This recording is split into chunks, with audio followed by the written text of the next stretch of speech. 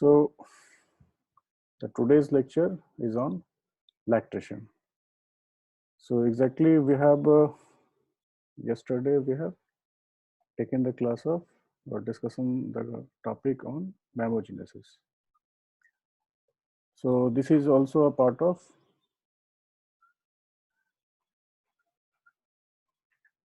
lactation physiology. Okay. So under this lactation period, the very summarized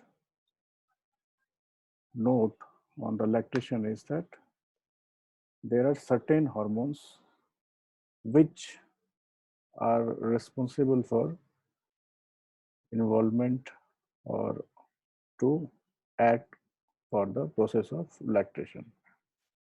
So among these hormones, basically the prolactin acts as a principal hormone. Okay. So as you all know, what about the mammogenesis meant to say, the development of mammary glands, I have told you yesterday. So regarding this lactation, brief thing is that the uterine contraction occurs when the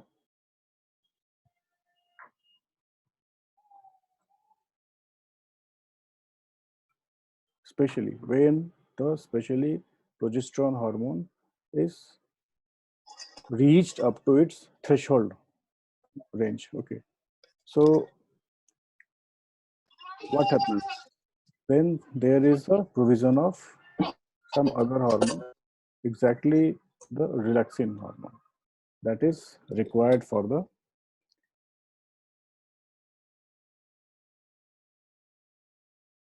lag of this progesterone and to initiate the process of contraction of uterus. That is also due to this is also occurred due to the presence of oxytocin hormone. So what happens when the contraction of uterus occurs? So definitely when the contraction is present in the uterus, it will attach with the cervix and made the vagina distend so that the cervix can be stretched out. So for stitching of the cervix and the vagina, the innervation occurs from the afferent nerves. So also there is a positive feedback which came to the hypothalamus, and it again acts to release oxytocin from the posterior pituitary so that this uterine contraction can be continued so that the young one can be delivered. So here prostaglandin also acts an important role as it is present in the decidua. So it also synergistically affect to the contraction of uterus. So in yesterday class, we have already know what is the effect of estrogen. So I am not going so much for that. Circulating estrogen already we have discussed yesterday. Basically the role of progesterone. I think this also we have discussed yesterday. Yes, the basic thing is this, the lactation, the secretion and ejection of milk. So for secretion of the milk, this prolactin hormone is very much essentially needed. Exactly this prolactin, they cause the formation and secretion of milk in udders with the synergistic effect of estrogen and progesterone. Here oxytocin, this causes the contraction of the uterine muscles, especially the myoepithelial cells, which further leads to let down of milk. And this estrogen, this also increase the number of oxytocin receptors on the myoepithelial cells. So you can have that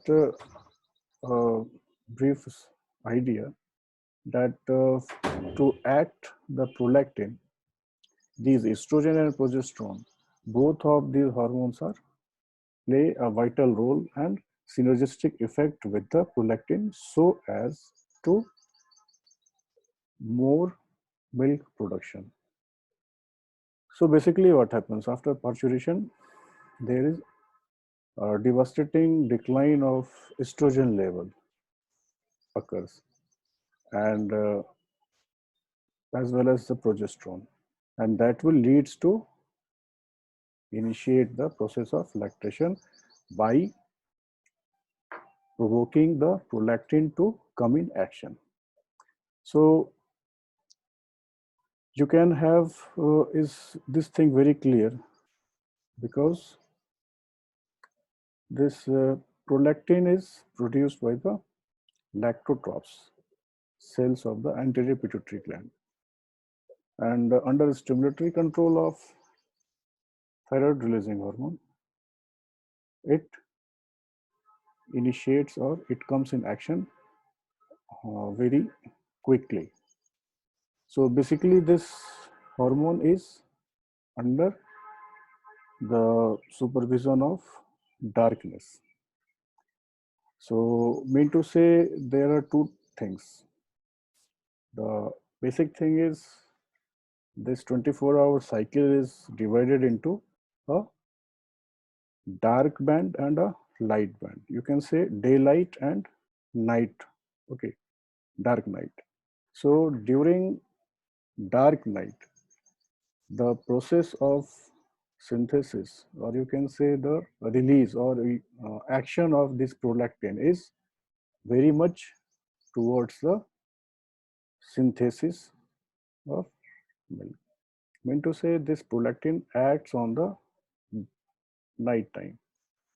But what happens? No, this prolactin acts on the daytime. During the night time, what happens? That melatonin hormone is come into action, and this prolactin and melatonin hormone, these are plays antagonistic role. So we cannot say that this prolactin is building up very much during the night time. So in females, what happened during the puberty?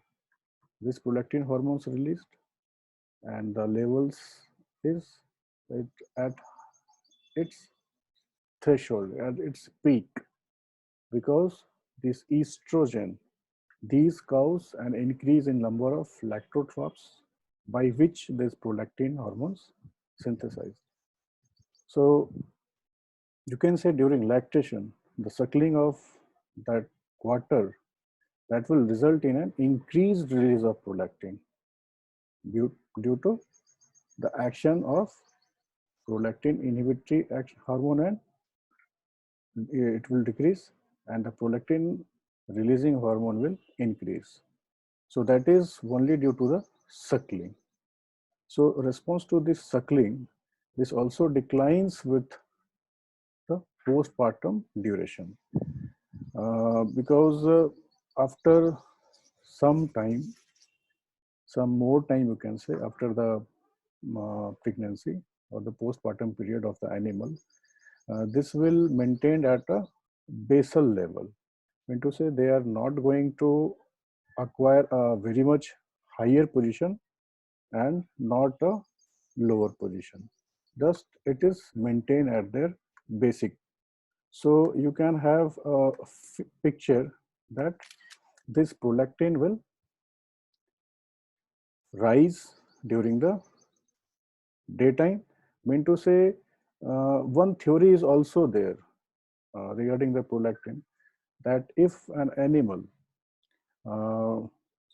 basically what happens, the animal has been divided in three steps or three periods of their parturition: the early parturition, the mid stage, and the latter parturition stage. So Various scientists have mentioned on the basis of their work that if an animal, female, that is a pregnant animal, is about to focus or they have, if they have make um, exposure to daylight for the second trimester of their pregnancy, that will lead to promote so much the level of prolactin. Meant to say the rise in the level of prolactin will increase due to the exposure of that animal in their mid trimester of the pregnancy.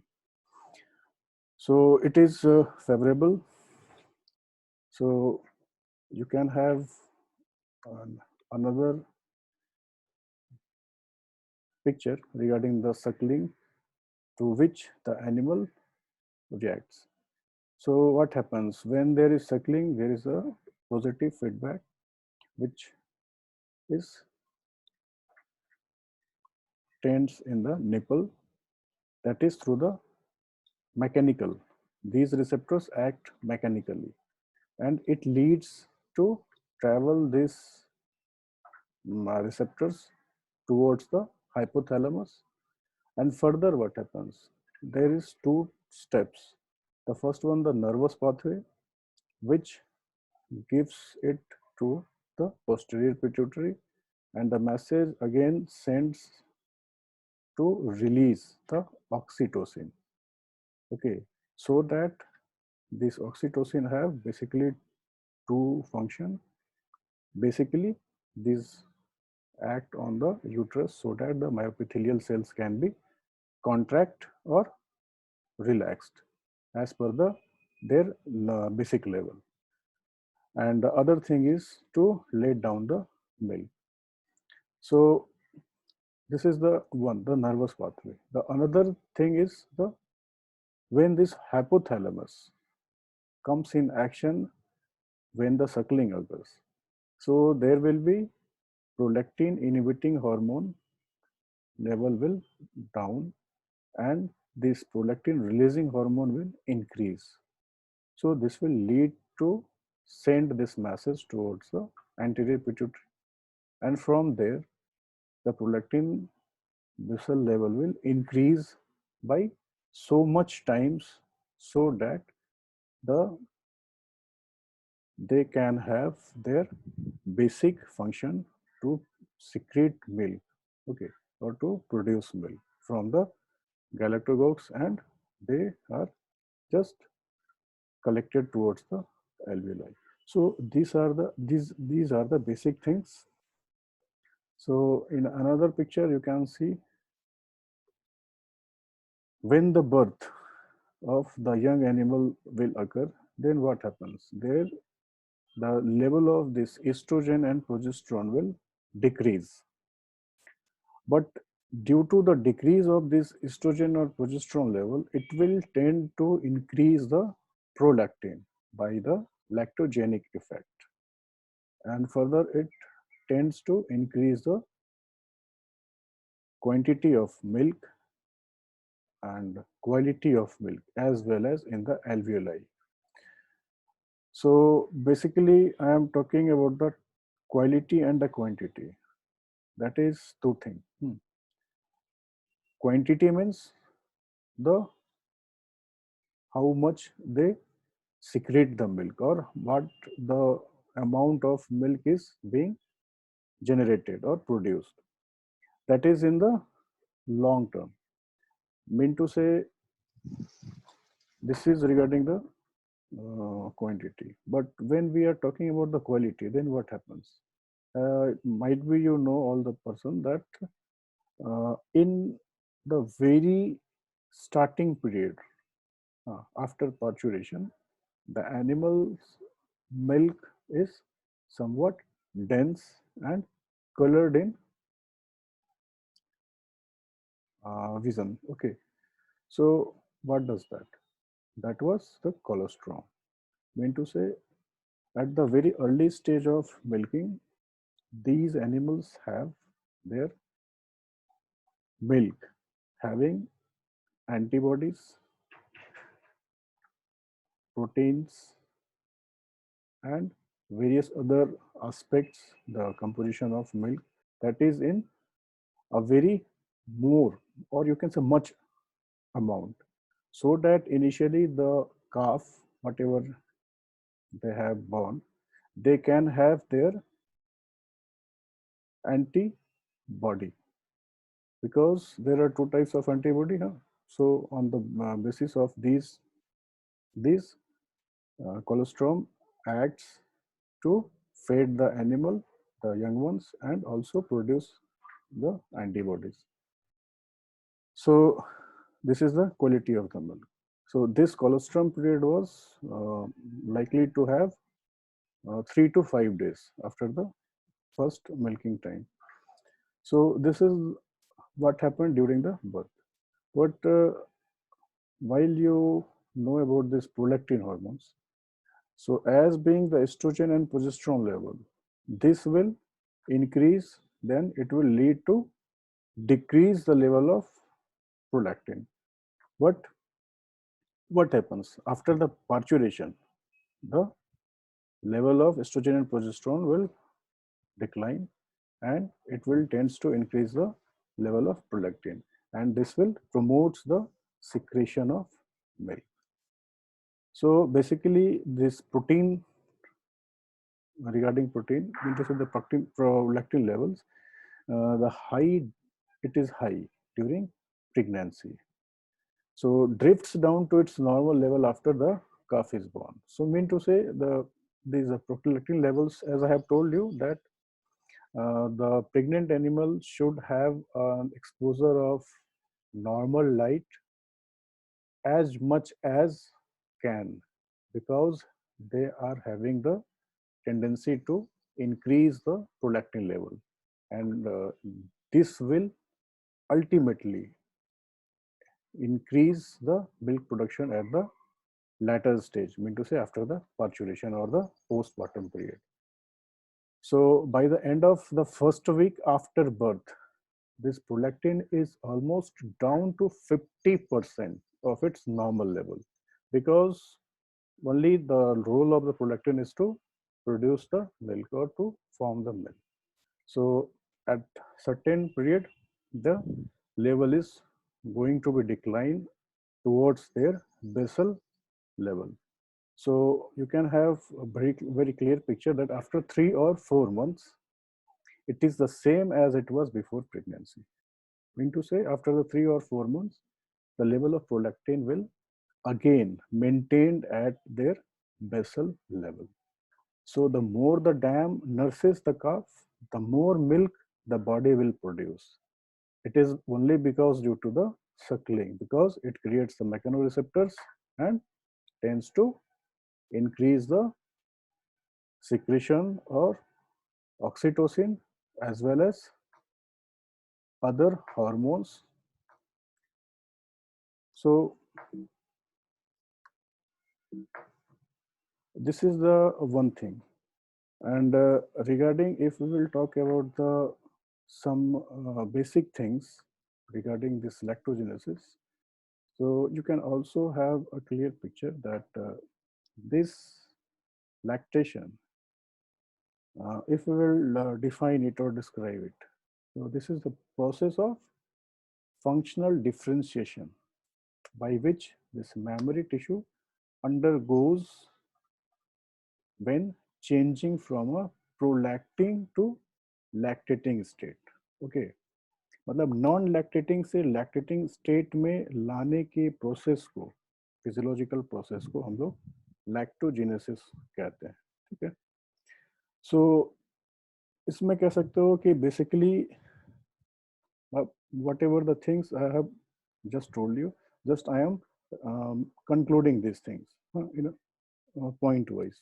So just keep, and this is in the sense that this lactogenesis is totally depending upon a, you can see this upon the specific set of hormones, that is a lactogenic complex hormones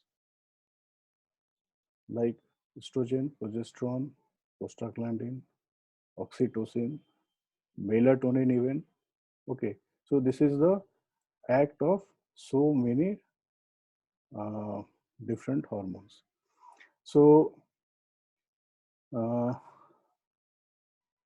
basically this lactogenesis is a series of cellular changes that mammary epithelial cells are converted this from non-secretory to a secretory state. So we can have also see like this that basically this lactogenesis has two stages. Okay, the very first stage should be the cytologic or the enzymatic differentiation of alveolar or epithelial cells of alveoli.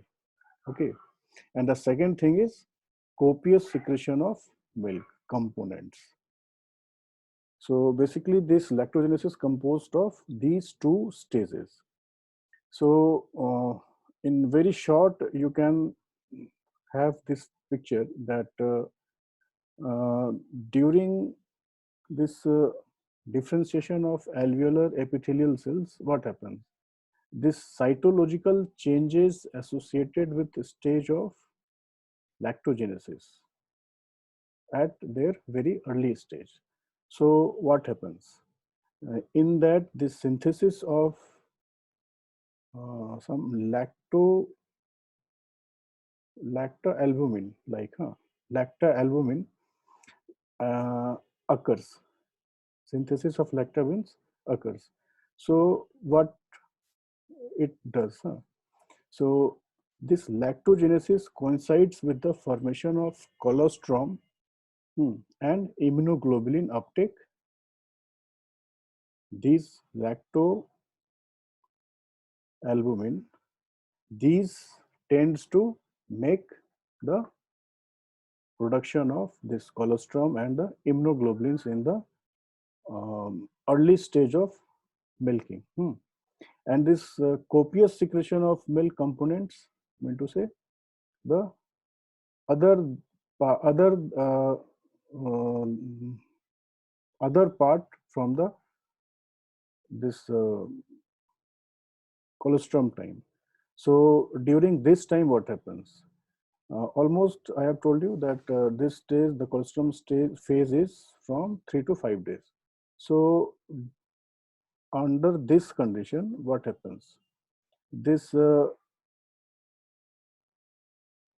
prolactin, they are the you can say have the basic intake effect of progesterone on lactogenesis. Okay, because as you know that after some times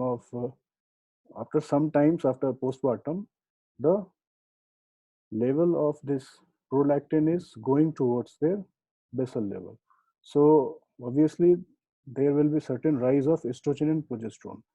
So what happens? These prolactin occurs and have effect on progesterone so that uh, the blood concentration of prolactin and the glucocorticoids associated with the parturition that is tends to have this copious milk secretion. Okay, so regarding this milk synthesis process, a very short note you can say. So when the precursors of milk components leave the blood, okay, leave the blood and enter the extracellular fluid between the capillaries and the epithelial cells. So these precursors then they are taken up from the extracellular fluid through basolateral membrane of the epithelial cells. So what happens? In addition to this, uh, some immunoglobulins in a very less amount may be intact with the milk synthesis and have an important constituent of this milk. So It is also a very logistic, but a very um, you can say um, vast part that can be continued in the next class, that is under the galactopoiesis. So some more things which is required for the milk synthesis, that is the amino acid to proteins. मतलब the conversion of these amino acid to proteins in such a way that is useful for the processing of milk. So under this topic, you can have that these amino acids are absorbed through the basal membrane of the cell through several specific sites where these amino acids exist. So what happens? These amino acids are meant to say they are just combining with the proteins, some other proteins at the polysomes, or you can say on the ribosomes, polyribosomes. Okay, at the RER, that is a rough endoplasmic reticulum. So at that site, these proteins they are synthesized and can secrete, okay, in the form of milk. So uh, there is certain role of Golgi apparatus also. So these Golgi apparatus just they do for the bounding of some casein molecules in the milk, along with some calcium and phosphorus. I mean to say some minerals is added through the Golgi bodies. So these caseins and other proteins undergo through the post-translational processing. Okay, post-translation process is happening, and by which these Golgi bodies are capable to intact some minerals and these casein, and they have been added up in the milk. So these proteins that remain in the cell, they are further synthesized by the ribosomes, and they would include these cellular enzymes like keratin and some other cellular proteins. Okay, so that will be useful in the process of some other components which is being used by the cell itself. So these milk proteins and lactose, they are transported to the apical membrane of the cell via the secretory vesicles. There are some secretory vesicles also present in the ducts. So by these ducts, this milk is coming up. So what happens here? These Golgi apparatus, which they are performing to pass these other things along with some minerals, they are just get intact in the ducts, and these vesicles just you can say have a mechanism by which they can involve some microtubules. Okay, so these microtubules they are having the several cytoskeleton proteins which form the cellular scaffolding and providing the cell with a certain structure. So this cytoskeletal, you can have example that is the keratin, which is also formed during the this Golgi apparatus. So it is a type of this what I told cytoskeletal proteins. So this is the one thing. The other thing is the why or how the glucose tends to change into the lactose. So basically what happens in this glucose, this enters the cell via the basolateral membrane via a specific transport mechanism which covers the cell membrane to the ducts. So these comes in the action and resulting in formation of lactose. So the formation of lactose in the Golgi results in due to the happening of some water into the cell, and ultimately these are converted into the milk. So Golgi apparatus generally it is involved in the processing of milk, protein, and the synthesis of lactose and various osmotic draw of water, which added this milk as a special constituent. So this Golgi apparatus is very important to the synthesis of skim milk components. So this lactose is secreted via the secretory vesicles along with the milk proteins. So there are also milk fat is present, and on basis of that we can say that the quality of milk is good or not so much for the selling purpose. So what happens regarding this milk fat? So these are the basically the precursors of milk fat synthesis, and they are taken up by the epithelial cells at the basolateral membrane itself. So some acetate and beta hydroxybutyrate, they are the important precursors of fatty acids. Okay, so these fatty acids, uh, these are the you can say act in some ruminants. Okay, especially in the ruminants, and these precursors are absorbed through the basolateral membrane. So in addition, you can say that these precursors, they are absorbed through the basolateral membrane because of the having presence of this glycol and monoglycerides. So they are acting on the smooth endoplasmic reticulum.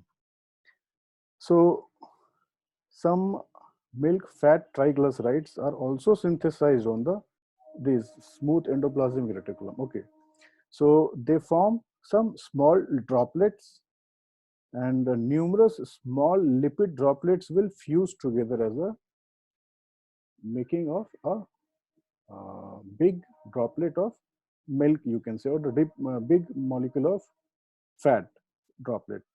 So these droplets again come to the apical membrane, and these droplet forces out the to absorb, or you can say to pass from this membrane to the duct. So in the lumen of the alveolus, the milk fat globule is surrounded by a membrane, and this membrane originally was the part of epithelial cells apical membrane.